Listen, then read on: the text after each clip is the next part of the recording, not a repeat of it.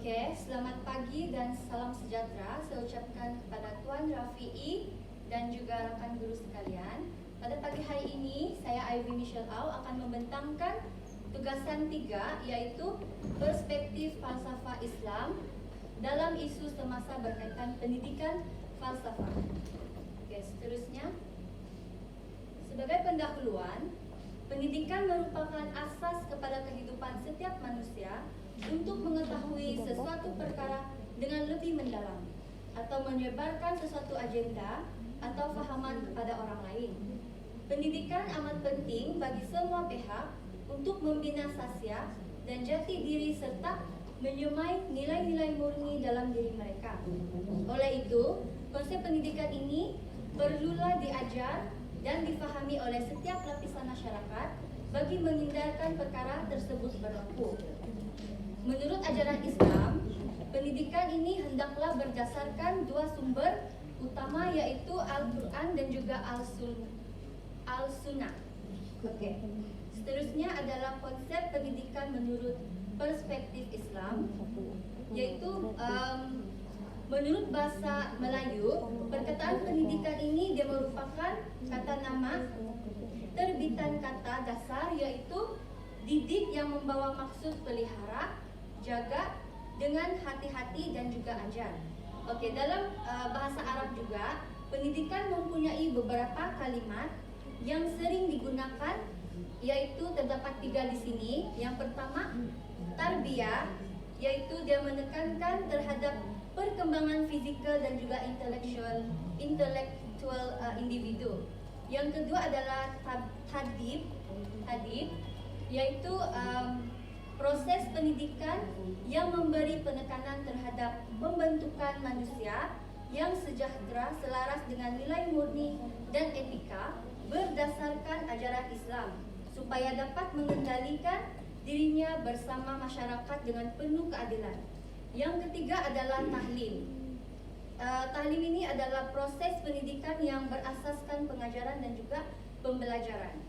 Oke, dalam Islam juga, Islam tidak membataskan pendidikan yang berasaskan duniawi semata-mata, tetapi turut memfokuskan terhadap ukrawi.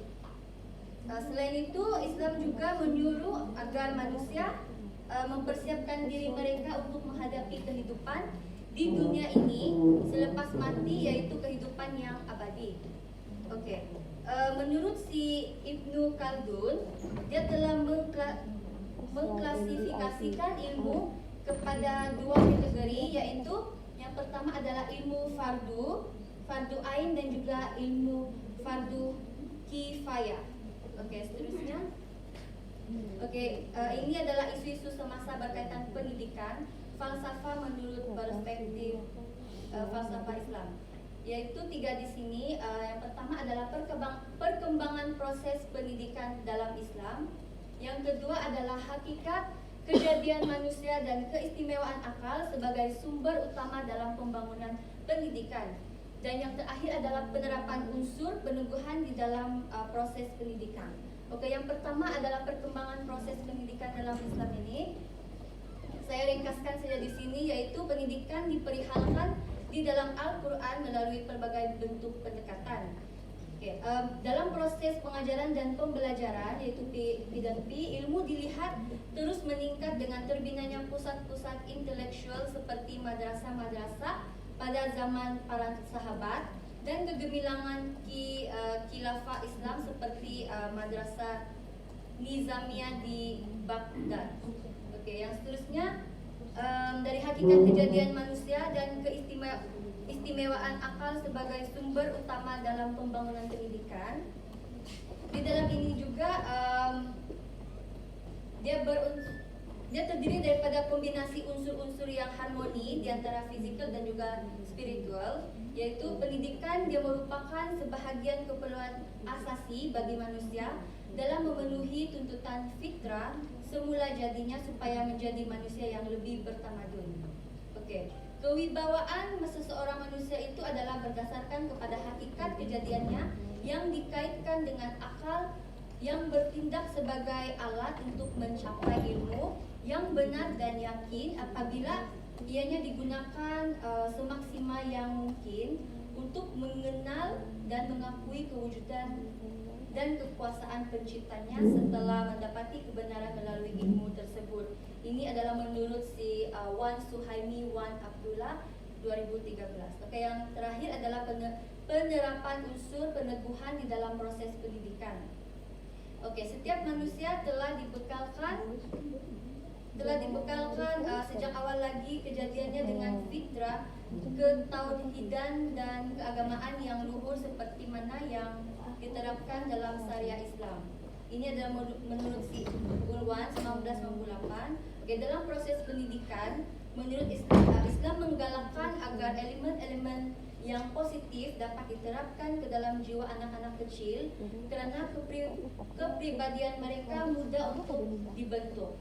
Oke, ibu bapak yang harus mengambil peranan ini dan dipertanggungjawabkan agar dapat mencorakkan kepribadian anak-anak mereka, sama ada diajar dan dilazimkan dengan unsur-unsur yang baik dan juga ataupun sebaliknya lah.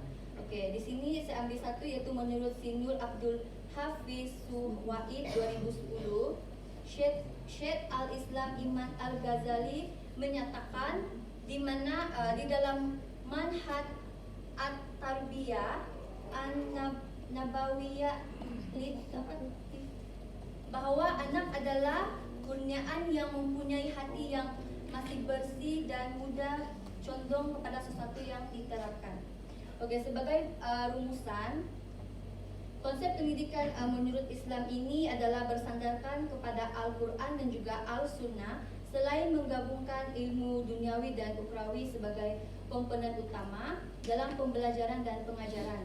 Islam juga turut memberi penekanan kepada ilmu berkaitan akhirat sebagai persediaan menjalani kehidupan selepas mati. Sekian saja dari saya, terima kasih.